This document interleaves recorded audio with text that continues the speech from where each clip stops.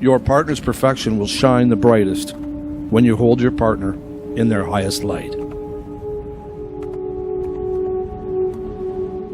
So in the last session, we were talking about the importance of having a quality relationship with ourselves, because that reflects onto how we're going to have a relationship with our partners. And so just to recap a little bit, Ned, how is love for self and having a good relationship with ourselves paramount in cultivating quality relationships with friends or your spouse? When we love ourselves, we actually have a greater capacity to love one another. And this was something that I experienced firsthand in my relationship. And I think that answer is almost cliche, or maybe you've probably heard that before. Mm-hmm. But it's the reality of that answer is it's absolutely true when lived. And I think a lot of things stay concepts until you actually live them. And this is one of those things where it's absolutely necessary to live it. I've met people that are wonderful people, but they don't love themselves at all. And the result is that their capacity to really become empowered in their life and live the life that's purposely theirs, they're greatly diminished in their ability to do so. And we're greatly diminished in relationships to bring out the best of what a relationship has to offer each other when we don't love ourselves. Mm-hmm.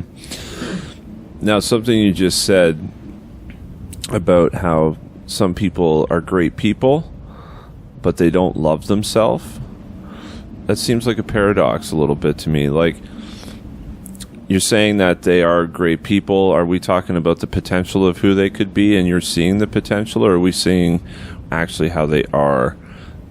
I'd be speaking more to who they truly are. Mm-hmm. Like, I know some people that have really good qualities. They're caring and loving and compassionate, but they don't love themselves. And the problem with that, like I said, is that they're just accessing a sliver of their potential by not loving themselves. Mm. So you can imagine someone who's caring, loving, compassionate, and if they love themselves, their ability to really take that and go places with it would be amplified.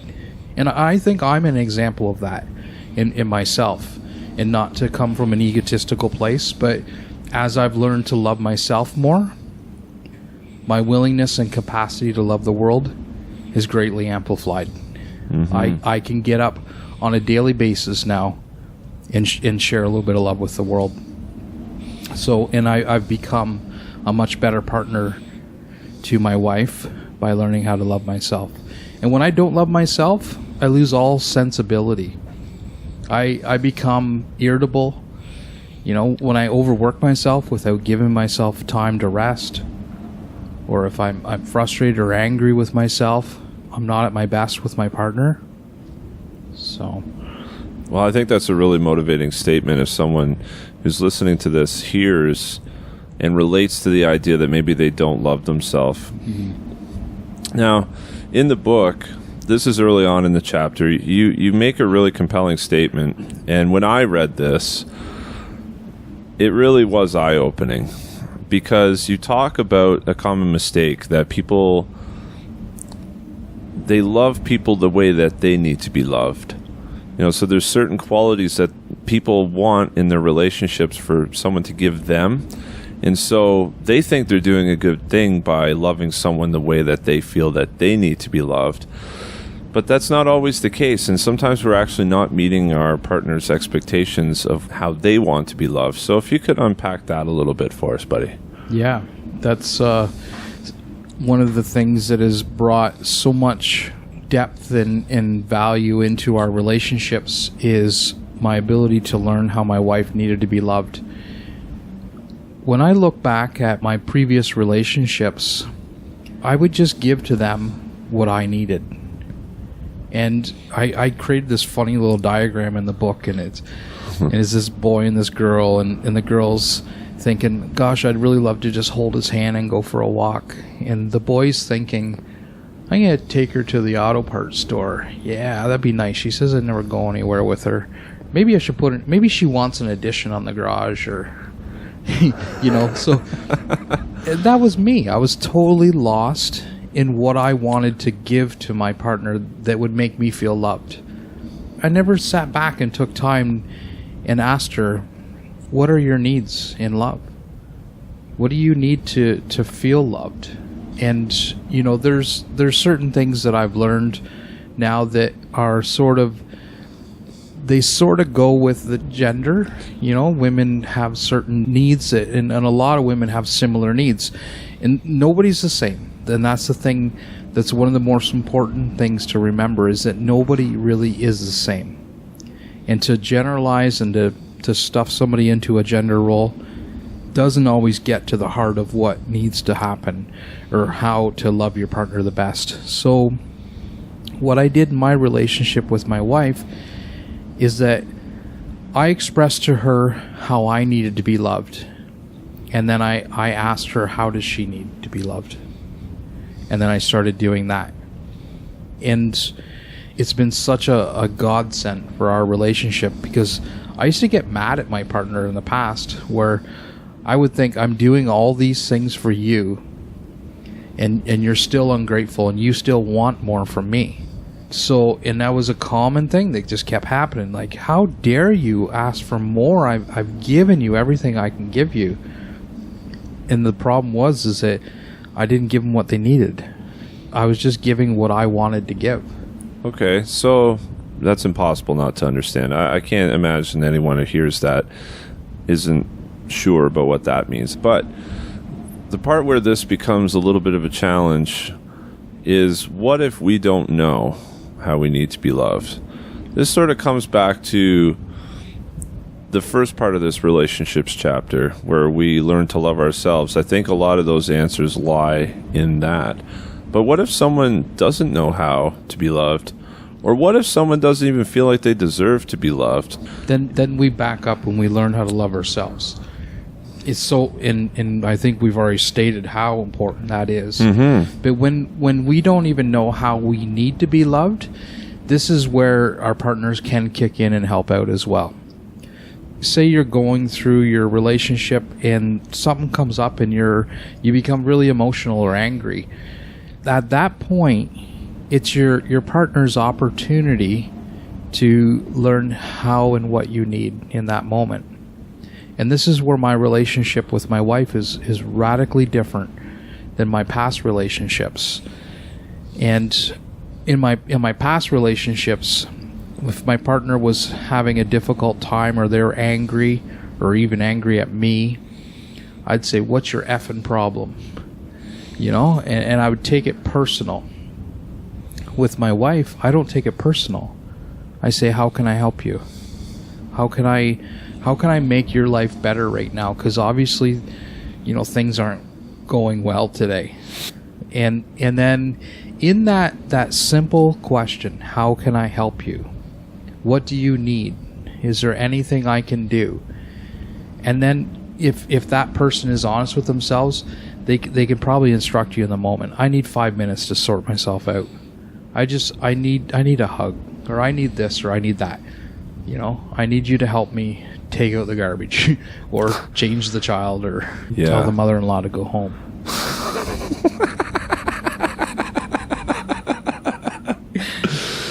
In those moments when we're struggling, that's when we can, if we don't know what we need, then our partner can learn that through observing when they can step up. So. Mm-hmm. Like you had said, if your spouse is having a difficult time and you ask, how can I help? Where I see that being a challenge maybe for some people is that they need help themselves so badly that they actually don't feel like they can't muster up the words to ask that, and then they become silent. I could see that being a situation. I know I've been there myself, where I just can't ask that. So I just wonder, in order to meet your partner's needs, if we're okay with ourselves and we know how to love ourselves, and we're we're satisfied in that way. Does all of that become much easier for people? Because some people might be hearing this and thinking, yeah, but I mean, I just feel uncomfortable asking that. And it's difficult to say the words, maybe. Mm-hmm. Well, then that's the very thing that you need to say. When something's difficult, I look at it as an opportunity to grow. And I don't run away from difficulties in my life. And been one of my greatest strengths is just going into my own difficulties with a willingness to grow beyond them. Now, another thing that we were talking about before, and this applies now to this situation, is we're talking about false labels on our emotions. What I'm curious about is what the detriments are, and what does it exactly mean to place false labels on your relationships? This is something that we frequently do in relationships, that I would do in my past relationships. If my partner would behave a certain way, I'd say, you're this or you're that. You're always moody in the mornings. You know, I'd put a label on them. And sometimes I would hold the labels just in my mind. You know, oh, she's so this or she's so that. You know, I'd hold that label in my mind, and then when we got in an argument, then I'd pull out all these labels I had on her, and I'd say, you're this, you're that, you behave this way, I don't like this, I don't like that. And it become this laundry list of upsets that I had with her in the form of all these labels. So what I've made it a practice in my current relationship is not to hold my partner to any labels. And what I found is that I'm seeing my partner with more innocent eyes. You have to realize that every day we wake up and we're a different person. Every day. Nothing stays the same, and you don't either. All the events of yesterday and all the events of all the days that are to come are pressing on you in this moment now. Your entire duration of your life, backwards and forwards, is pressing on you. And every day you wake up different. And some people will unevolve and some people will evolve. And in my life, I've gone through a great deal of personal evolutions. And so if who I am now, I'm a different person than my wife married. I'm not the guy she married. If my wife held me to a past standard, then she would be holding me to a very low potential. Because my potential and my range of ability to be who I am now, or who I am now, is much different. So I find by not putting a label on my partner, I'm not holding her to a past standard. There's no longer a benchmark for her to adhere to, whether that benchmark pulls her down or pulls her up.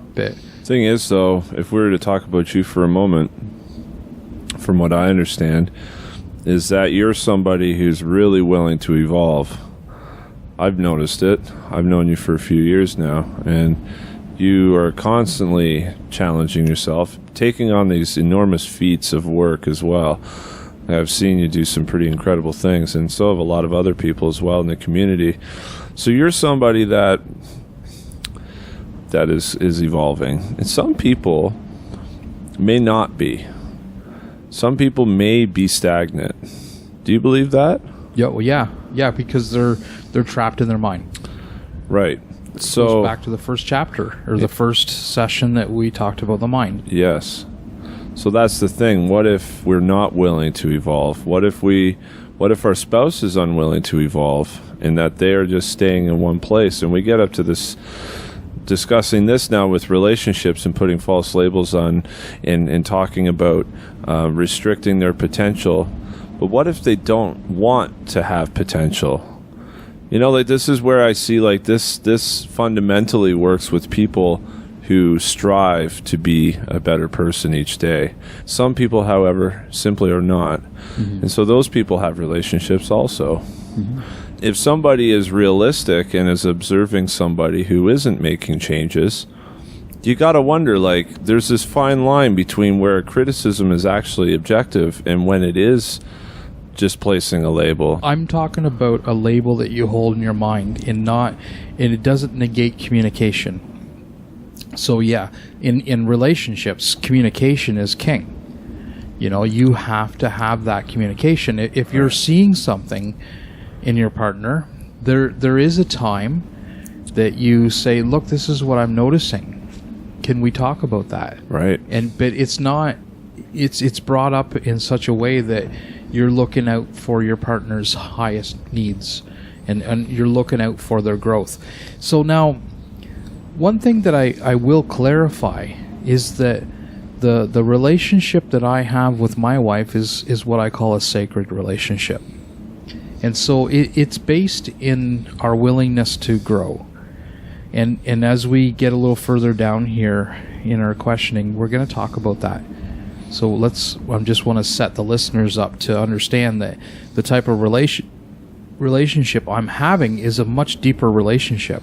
Mm-hmm. And if you want a standard relationship where you fight and bicker and you peck at each other's weaknesses, then enjoy that.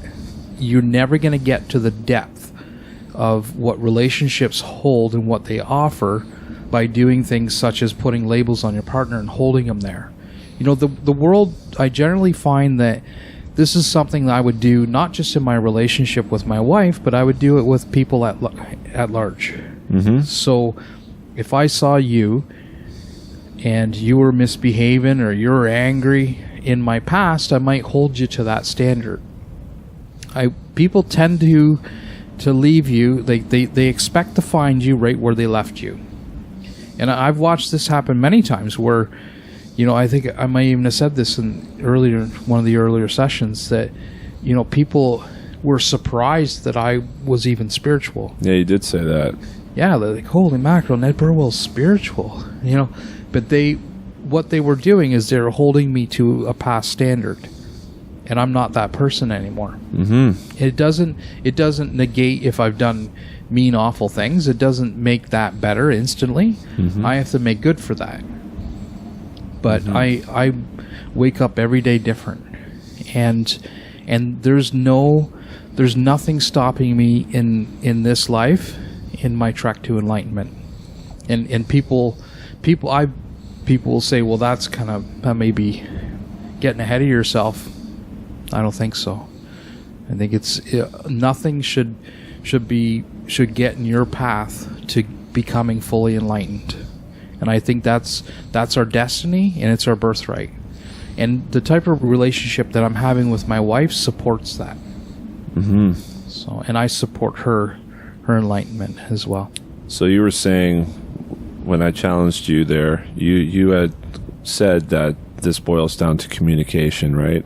If we notice a shortfall in our spouse, and we really do, the responsible thing is to address that in a way that's constructive, and obviously it has to have a little bit of an edge to it to get their attention. I think that's fair. But here's the thing, though, like, how much of a poor relationship boil down to poor communication then? I think a great deal of them. Mm-hmm. And then there's a lot of dynamics that make up how a relationship's playing out. And, you know, how much are you playing out your wounds? In a relationship that I'm having with my wife, we're not playing ego tug of war. We're not playing a relationship where we're just playing out our wounds with each other. We're playing out a relationship that we're healing our wounds. Right. And we're setting the ego down so there's nothing to pull from each other. Mm-hmm. Now, there is a quote in the book, too, that sort of fortifies what we're talking about here. I just wanted to bring it up for a moment here. And it reads, "Make it a priority to let your partner know they never have to earn your love or qualify for it." What's the depth of that message? Yeah, this was something that just started to happen in my relationship. I realized that, you know, it was part of my job to know that they're never going to lose my love, and so this is the basis of an unconditional relationship. Mm-hmm. And it's such an important thing for you to do for your partner. We do this, and we do this by loving our partners when they need it the most. Doing that, exactly what we were talking about earlier here, where when your partner's not at their best, that you step in and say, how can I help you? Instead of what's your friggin' problem? So that's showing them that if your partner's not, if they're having a bad day and they're freaking out, that your love is not going to be retracted. If we don't love them when they need it the most, then what good is it? You know, I think it's so important to love our partners when they're at their worst times, you know, because that shows them that we're in this with them. We're not with them because things are good. Yeah, because I mean, this is sort of an extreme example, but if you don't buy me that diamond ring, I don't love you anymore. I'm sure things like that are said in the world. I'm sure that happens amongst people. That those sorts of things, like that love for one another, is actually that's put into a jeopardy to obtain something for someone, for themselves.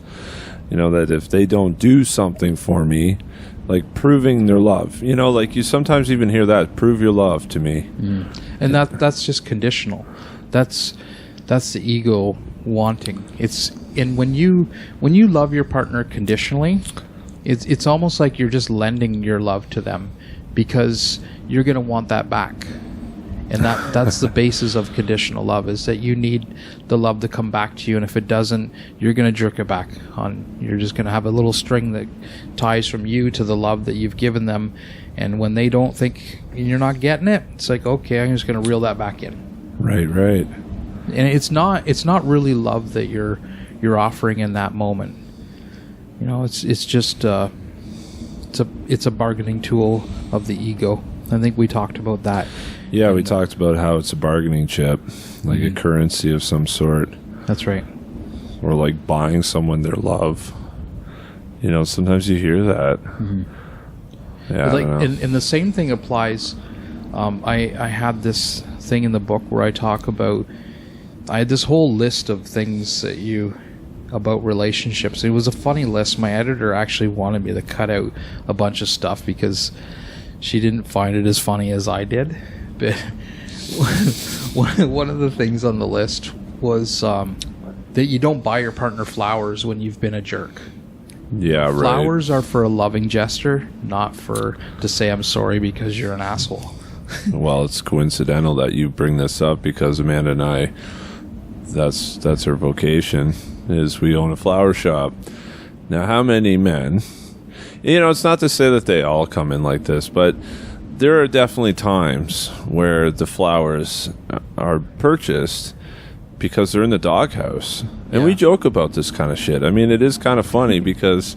So you see this on a regular basis, guys coming in, limping in to buy flowers? Well, you know, I'm not saying a regular basis. It does happen.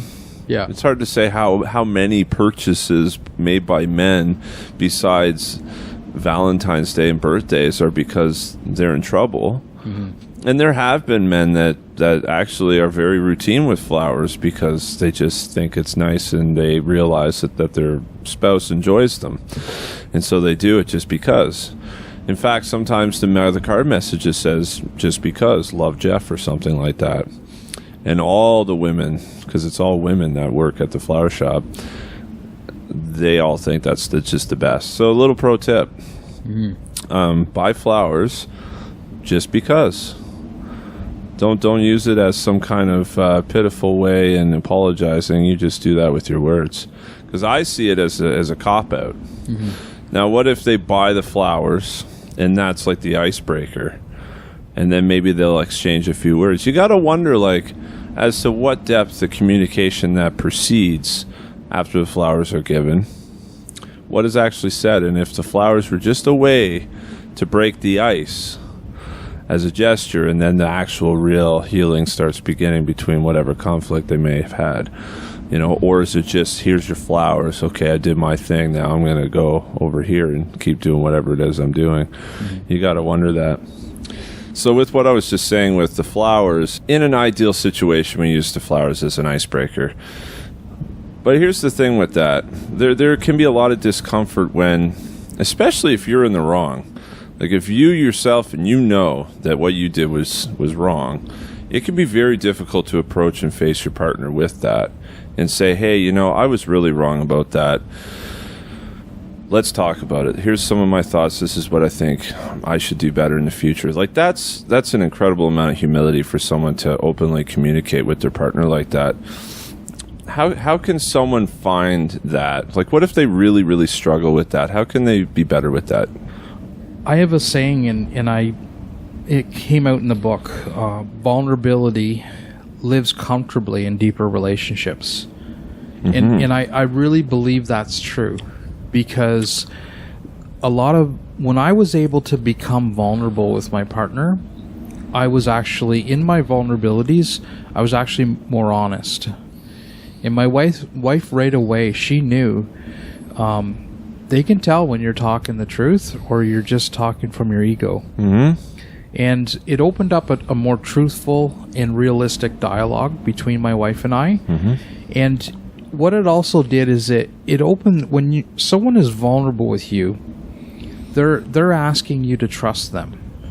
And so, like, if you open up and say something to me that makes you feel vulnerable, you're doing that because you trust me. Mm-hmm. Now this is my opportunity, and we have a relationship. We're friends. Mm-hmm. So this is my opportunity to step in and say you're safe to do that. You know, and it's okay for you to be vulnerable, you know. But in relationships, when you open that trust up to your partner, and they handle that very carefully, it builds a bond that goes a little bit deeper. And I find that people that don't have very deep relationships, they're people who are cut off from their ability to communicate. They're cut off from their ability to be vulnerable with their partner. Mm-hmm. You know, and it really takes away from the relationship. And this is a message for guys out there, that your vulnerabilities will draw your partner closer. And maybe not all women would be drawn closer to that. Mm-hmm. So again, I don't want to generalize, but in a very committed, deep relationship, your partner wants to know. I want to know where I need to love my partner the most. Mm-hmm. And I want to know if my partner's feeling vulnerable, that's when I want to take her by the hand and walk with her or hold her, do whatever she needs me to do in that moment. Now, and something I want to also add to that too is, in a situation where one of the people in the relationship comes forward and is vulnerable and expresses their wrongdoing, and they're honest and they do the right thing. Like, essentially that's a very good way to approach those situations. Now, the person on the receiving end now has responsibility as well. It's not just the responsibility of the person to admit their wrongdoing and how they're going to fix that and change that in the future. It's also the receiving end's person to be responsible enough not to rub it in the face of the other person that, oh yeah, see, yeah, I told you you're wrong. You know, like, you need to be pretty gentle in receiving that and reciprocating back to that person to make them feel good about what they did, mm-hmm. not to humiliate them and to, like, put an extra little stab on the wound. In a deep relationship, there is no tit for tat mentality. Mm-hmm. You know, it has no place in a deeper relationship. Mm-hmm. You know, the I told you so's are waiting for your partner to fail so you can insert your dominance of being right. Yeah. Does not work.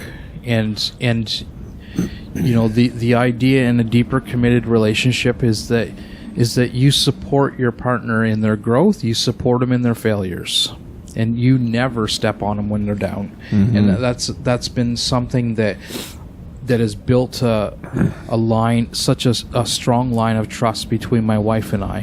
When I'm down, she doesn't kick me because I'm already down. And I've been down in our relationship.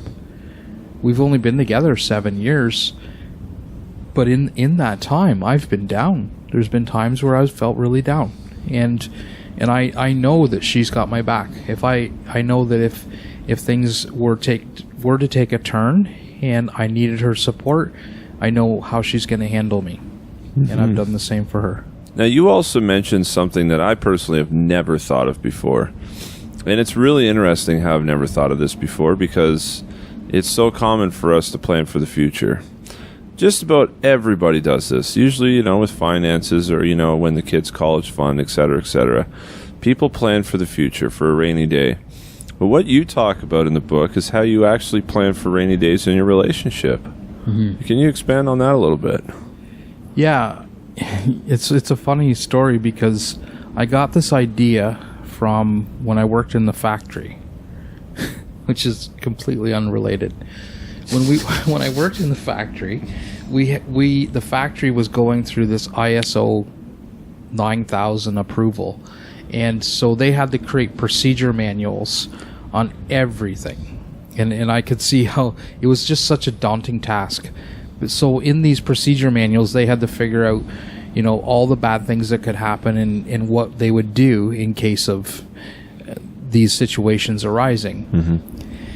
And then when in my relationship with my wife, I thought back, those ISO manuals really saved people's lives. Like, they were really handy when things went wrong. Now they had a procedure to follow. Mm-hmm. And I thought, you could apply that to your relationship. Why not talk about, what would you do in difficult times? Or so how that worked with my relationship with my wife is, I'd say, when you get angry, what do you need? Right. Or here's my tendencies.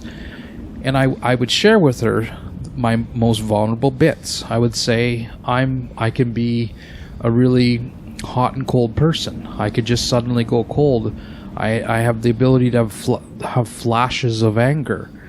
When my anger flashes, I just hang on for 1 second, and this is when I need you to love me the most. So that's planning for difficult times. Mm-hmm. And so we shared with each other our deepest, darkest faults, or things that, behaviors that weren't, we know that it's not becoming of us, but these are some of the things that we do, and we're still learning how to get beyond it. And think about this too. I mean, not only are you sort of assembling a battle plan to diffuse situations from getting out of hand, but you're also sharing your vulnerabilities, mm-hmm. which creates trust. It's like the amount of respect for one another that can come, even if nothing, let's just pretend for a moment that nothing bad was ever going to happen. You're still sharing with one another about your vulnerabilities and your tendencies. That's how I learned that vulnerability lives comfortably. Uh-huh. It was through developing a plan on how to handle each other. That's how I really learned about vulnerability. Yeah. And I mean, kind of going back to how we want to be loved, and, we're talking about reading minds and so on and so forth, and how that's impossible.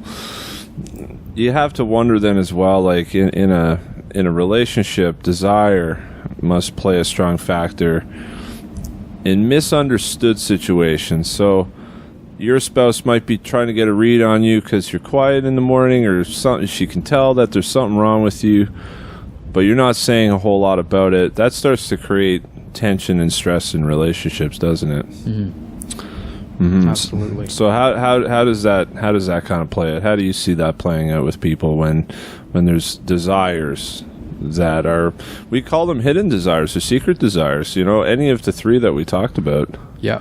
When desires come into relationships, they can sort of make things tricky or difficult. And essentially, we may have expectations of our partners or desires, and those sort of things we have to be willing to talk with our partners about. Mm-hmm. We can't hold anything back. When we talked about secret desires, we could see how that's just, pointing the car towards a brick wall. You're not, the end isn't good if you have expectations or desires and you don't express them. Mm-hmm. That's just a breeding ground for disappointment. So the things that we want from our partners, I think it's very important to ask ourselves, can they give that to us? And be honest with yourself. I think we generally know whether their partner can or cannot provide what we want. Mm-hmm. And if we come up with the answer that they can't give that to us, then don't ask. Don't ask more than what you think they can give. Or on the other side of the coin, ask your partner and be willing to hear no. So that was another big aspect to my relationship, is that I had to learn that when my wife said no, it wasn't no because she didn't want to. And it wasn't no because she didn't care about me. And that was the big difference between this relationship and other ones. You know, I would say no because I didn't care about my partners as much as I should have. Mm-hmm. You know, so maybe I was projecting that into this relationship. So what I learned very quickly is that when my wife says no, it's not because she doesn't care about me or that she doesn't want to. Maybe she can't. Mm-hmm. Or maybe she can't right now. And that's made a huge difference in me being able to say, okay, no problem. And then the other side of it is not asking for things she can't give. Right. So I want to present sort of a tricky, this is just coming to me now, but here's a scenario. Let's assume that there is one person in the relationship who is the breadwinner. You live in luxury. You have all kinds of stuff. And that is a desire of one of the people to have that. It's like, yes, I've always wanted to live in abundance. That's huge.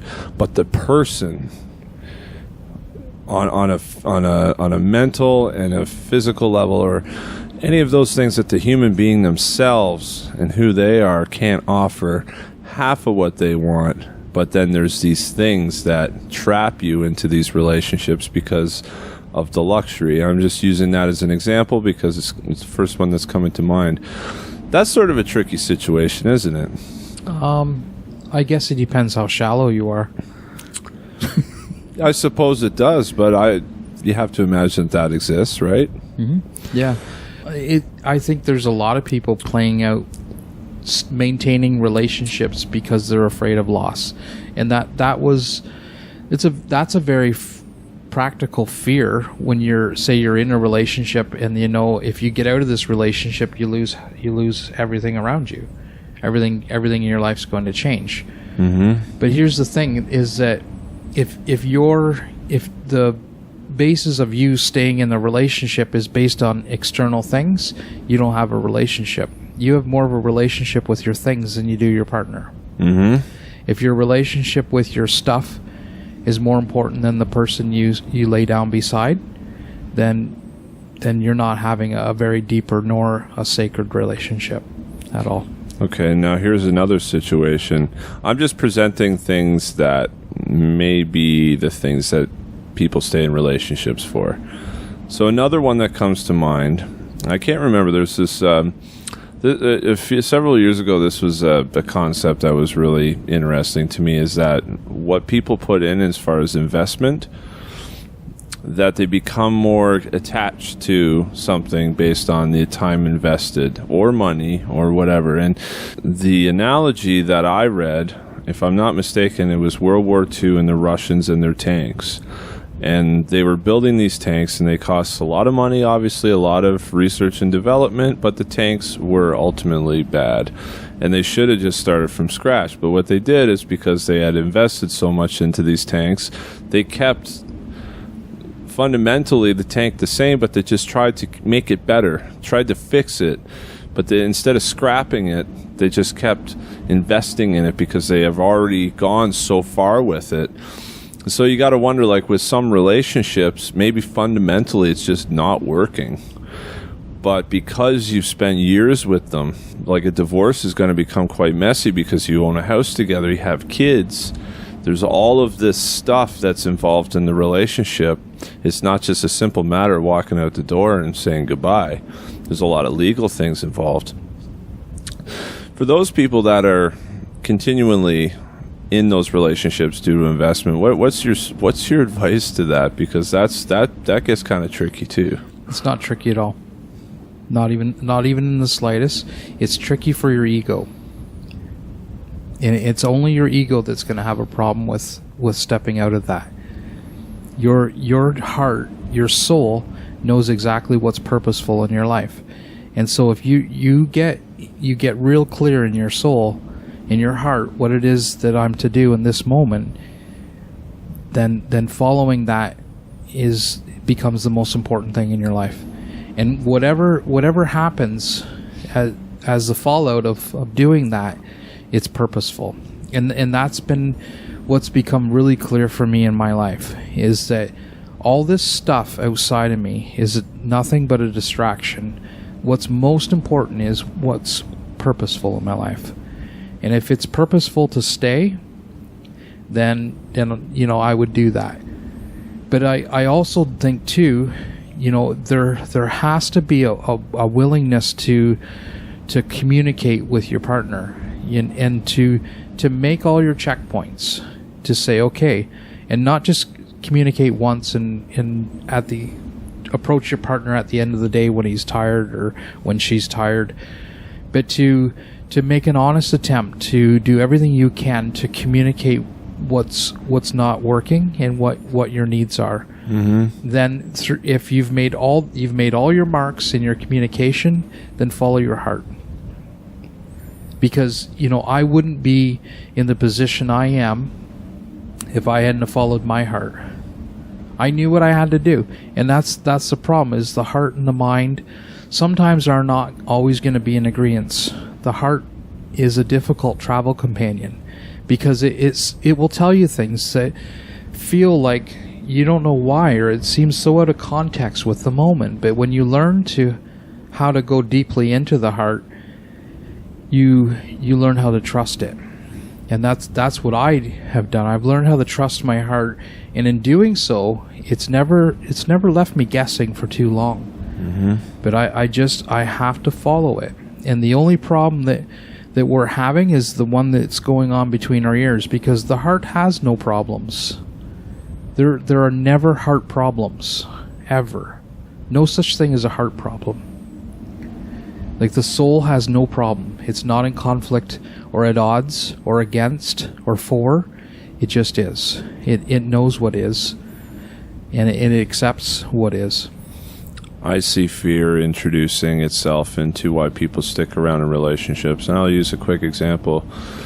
I honestly feel like stuff and things and money and a house and all of that is so much easier to walk away from than when it's your family or like kids are involved.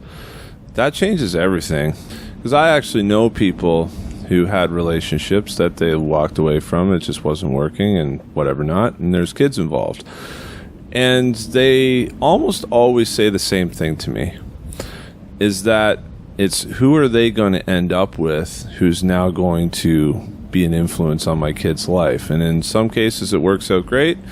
Other cases it doesn't work out good. And, somebody in particular that comes to mind is every time his ex ended up with somebody that is a real piece of work. And now every time when he goes to see his daughter, he's noticing changes in her that's an influence from someone else, and he doesn't agree with any of it. And also too, like, he always felt that his old spouse, who he was with before, was really terrible at making good judgments. That was part of the reason why I left in the first place. But he's noticing now an effect on his daughter because he didn't get custody. So that's now a fear. That's something now, it could work out great, and maybe it's awesome. Maybe that's fantastic, but me being a parent, that'd be something that would keep me around, I think, if the relationship wasn't great, is because you still want, it'd be really difficult to see someone else throwing up your kid in the air that had nothing to do with raising them in the beginning. I could see a lot of people sticking around, and that is tricky. That's tricky. I know, like, walking away from money and walking away from a house and your car and all that, like that pales in comparison to walking away from your kid, or now that child is being influenced by someone else. And I think people who are listening who have kids can relate to that and probably agree that would be a difficult thing. And that is the big part of the investment that we put in. But I agree that we need to do every effort to communicate, to try to make some sense out of this stuff, because maybe that is something that's a little bit of a shortcoming. And you yourself may have a great intention to solve the problem, but you have to have a willing partner. Mm-hmm. And that's the thing with a deeper relationship, is it's a completely two-way street. Mm-hmm. And the problem is not so much the result. It's in that scenario that you're posing with the child and the new boyfriend. The problem was not being conscious and getting into a relationship with somebody that wasn't really suited for you. And this is your opportunity to learn from that. If you got in a relationship with someone who didn't have integrity, or their morals were much different than yours, and then you separate and your child is now being influenced, it's part and parcel of it's reflective of you not being conscious enough to catch that this wasn't a good relationship. All the more the importance to do a little bit of self-reflection and you have to take ownership for these scenarios you put yourself in. Mm-hmm. I don't have kids, so that scenario doesn't really pull at my heartstrings. Mm-hmm. I'm sure that probably could be sandpaper to some people's ears, but now the other thing that we're talking about in this chapter is what is the highest order of respect that we can pay to our partner?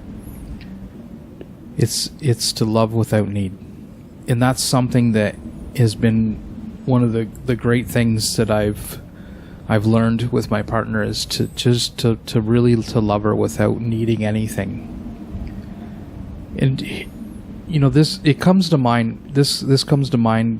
A couple of years ago, I was ordained, so I'm an ordained minister, and something I never thought would happen in my life. Like, I never thought that I'd have the privilege to marry people. Mm-hmm. But here's something that I read in every wedding that I do. So if any of the listeners out there ever make it to a wedding that I officiate, you're going to hear this. And this is something that it comes out of my relationship.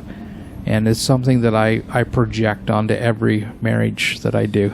So the commitment, and I'll just read it verbatim. This is what I have as the address to the couple. Mm-hmm. The commitments you are making are just a starting point for each of you to go forth from. As your love grows and matures, may you find your own unique way to express your love for yourself and for each other. Love is currency in relationships. It adds significant value and depth to the bond that is created by each other.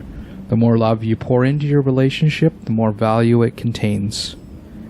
May this union that we are creating here today be filled with so much love that it spills into everything you do, separately and together. May your love grow strong enough to be a beacon of light for others to find their way through you. May the words that we express here today find their way into your daily life with each other. I invite you to revisit these vows and this ceremony we have shared here today. And the last part here is like one of the most important parts. Mm-hmm. I say, in marriage, we support each other's greatness. We hold each other in perfection, not that we will be perfect, but because it offers the highest respect for each other. May you never lose sight of the relationship you've created together, for it is sacred. It becomes sacred the moment we love one another. By revering the bond you have created as sacred, you both become protectors of this union. So that last part there holds a real gem. And this is something that I have done with my wife, is I hold her in the highest respect. I hold her in perfection. And there's this concept that we're not perfect, and I'd like to squash that. The soul is perfect. It's without error. There is no flaws to your soul, and to be told that you're less than perfect is a fear tactic being pushed onto you by someone who doesn't understand the depth or the wisdom of their soul. That's a heavy opinion, but it's just, we are flawless. The soul is. And so when we bring that into our relationships, you hold your partner in perfection. You offer them a place to stand, or you allow them to rise up to their own perfections in life. So that's one of the higher respects that we can afford our partners, is to love unconditionally and to place them in on a place where you hold their perfection. You don't make notes and make lists of all their flaws and then reel that out when you're upset with them, or when you want to poke at them or make fun of them.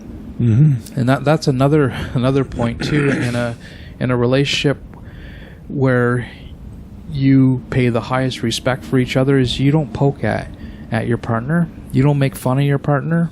They're not your poking post. Like, you don't pick on them for your own entertainment. So you hold them as a sacred being in front of you. Yeah, that's fantastic. The thing that comes to mind with that is like the old saying, if you reach for the stars, or reach for the stars. It's like, that's way up there, right? I mean, but if that's your trajectory, if you're really going for there, even if you don't touch the stars, you're going to end up pretty high up there. That's sort of the same kind of idea, isn't it? Mm-hmm. Yeah. So I think that's great. And I like what you say, too, about practical jokes and stuff like that. I don't know. Sometimes, I've done it before. I mean, I've poked at Amanda before, made fun of her, whatever. Not in a mean way. I just kind of... And a lot of times she actually does laugh, and sometimes she doesn't, but I think that's important to remind other people. That's why we have friends, Well, good emotional intelligence, you'll be able to tell when things aren't funny anymore. So, like, I'll call my wife Freddie. Yeah, hey, Freddie, what do you think? Yeah. So we have more humor in our relationship than anything. Like, we laugh and we just laughing our way into an enlightened state with each other. Yeah. Really. So it doesn't mean the relationship's without fun and without playfulness. Mm-hmm. It just means that you don't maliciously poke at your partner, or you don't make fun of them. Or set them up for humiliation. Yeah. Like, they're bringing you and your buddy drinks, and then you trip her or something like that, so she spills everything. I don't know. I can't imagine anyone that is that big of a dickhead, but I'm sure it happens. I'm sure it's out there. I'm certain of that. But now the other part of your speech that you present when you marry people is you talk about, and you talked about this earlier too, you alluded to it, we're going to get to it, is the sacred relationship. And by hearing sacred relationship, you immediately get the sense of, that's very important. And even I didn't understand what that meant when I first heard it, really, like, what it actually means. If you could break that down for us. Yeah. And this is something that I've learned. Some of these things I learned about when I was an Ashaya monk. They talked more about deeper relationships.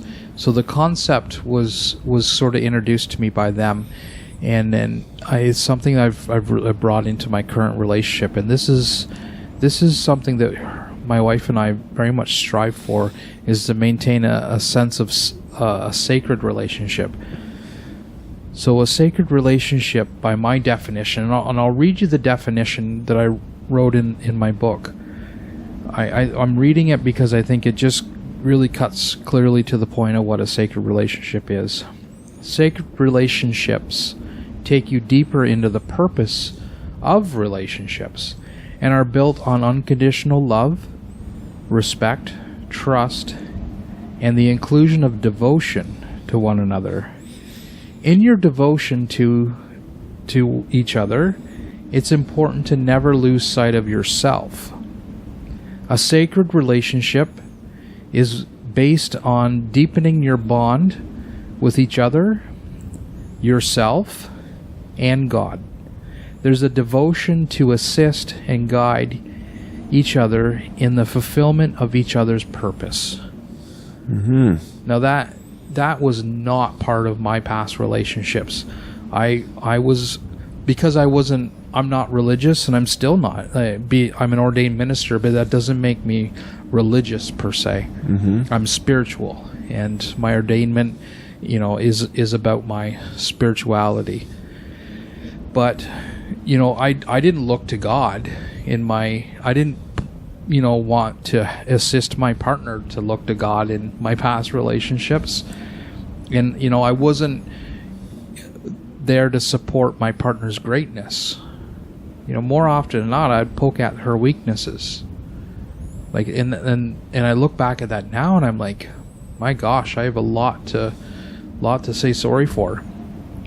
That's something I've done in my past here. I've called my ex-wife up and said, hey, I'm sorry, because what I did was wrong, and gave her the opportunity to just know that I feel that it's important to make amends for those mistakes I made. But this sacred relationship is definitely a different realm of relationships. Which part are you thinking about? Truck. Truck. Yeah, it couldn't be further from being sacred. Yeah. So you were just saying that there have been times where your behaviors were less than acceptable with previous relationships, and I too have been there. Now I'm still with my wife, and we've been together for 11 years, and I've addressed those things before. Did you make amends with like who you're involved with before, and some of the things that were said and done? Yeah, and when I woke up to my shortcomings from the past, I didn't dwell on them and put myself down. That would be counterproductive. But part of my empowerment, I felt like I needed to go back and say, and listen to my ex-wife and say, can you tell me some of the ways I didn't love you, so that I learned how to not make those mistakes again. Mm-hmm. Again, it's that thing about vulnerability. I'm always willing to be vulnerable. If you want to call me on something, call me on it. I'm okay with that. And I think it's important that we all realize and accept, our flaws for what they are. And it's not that we're still not perfect. Invariably, we'll do things that we're not proud of, and we have to love ourselves through that too. Is it possible that, like, when we're talking about like traumas and dramas and things that happen to us, and we leave a piece of us behind? What if we're like the instigator of those things, and we're trying to reform ourselves and get on this better path and let's be a better person? Do we have to make amends with those that we were even cruel to, or not fair to, or whatever, not like any of those types of situations, for us to really feel convicted and so that we can move on to be better people? Is that kind of like a similar kind of idea? Well, yeah, it does come up in healing, and I know that it's part of some programs. When people are going through AA, they'll write letters, or when we're coming out of addictions, they'll write letters to the people that were affected by their behavior. And it was actually something that, not only with my ex-wife, I did this in my early 20s. I remember when I started to wake up, when I became friends with that doctor, and he was helping me wake up, and I was able to realize and see, the error of my ways from my youth, like when I was in my early 20s. So I wasn't reaching back very far, but I remember when I was a teenager, young teenager, that there was a lady at the end of my street, and she was a heavy-set lady, and I used to yell at her and call her obscenities, and her husband, would get quite upset, and I'd tell him off too, and then when I sort of woke up and I looked at my life, that was one of the things that stood out, and I remember feeling so bad that it brought me to tears. I was really upset that I mistreated this person, or I treated that lady so poorly. And I knew that what I had to do is I had to go and talk to that person. Mm-hmm. And it was one of the hardest things I ever did. And I was like mid-20s, and I go to the person's door and I knock on it, and I'm thinking, oh my God, they're gonna think I'm the biggest idiot, or maybe they're gonna get angry with me or something. I had a lot of thoughts going through my mind at that time. So I get to the door, and they open up the door, and they didn't recognize me, thankfully. But I introduced myself, and I said, I used to live up the street, and I wanted to tell you something, that I'm not really proud of this, but I used to call your wife names. And then the husband did remember that. And I said, I've grown a little bit in my life, and I realize how terrible it was for me to do that, and I wanted to come here and tell you I'm sorry. And the look on their face, like they both looked at me, and they both were just kind of like nodding their head, and they said, well, thank you for coming to say that. And then they were understanding. They were actually they were loving and compassionate. I realized that the very people that I was attacking were people that could have taught me how to love more. And so in that moment, I learned so much humility. Mm-hmm. And that vulnerability opened up this great lesson for me. It was a lesson on how to love more, and they showed me on the spot how to be loving, even in the face of your attacker. Essentially, even though as a child I was still attacking his wife. But I think they felt my sincerity. That's a great story, because that's a situation again where, not to mention that you could say and convince yourself, well, enough time has passed. And like, what good is it going to do if I go there and I apologize for things I did a long time ago? It's probably been forgotten. Then again, too, like when you actually commit to the idea and you're there and you're ringing the doorbell, how uncomfortable and, feelings of shame, I'm sure, coming over you, and you're curious as to wonder whether they're going to recognize you and then start swatting at you.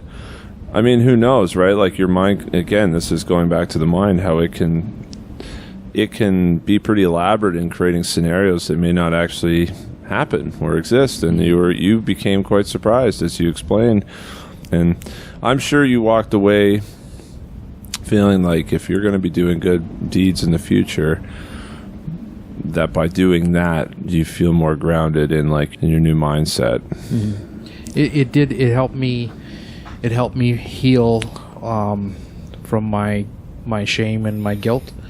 And because shame and guilt register at such a low level, and they're in the hall of disempowerment, shame and guilt are the two things that will drag you the furthest into your disempowerment. And so anything that holds shame or guilt for you, the faster you can get over that, get beyond it, heal it, let it go, burn it up, do it. It's so important to your empowerment and your ability to love, and to have meaningful relationships in your life. Your shames and your guilts will just strip away anything that's good in your life. Mm-hmm.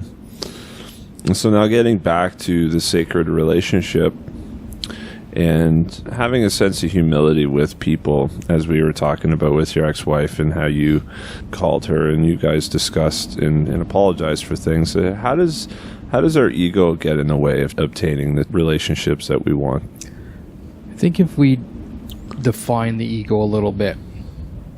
So the ego, your ego is a voice in your head that you think is you.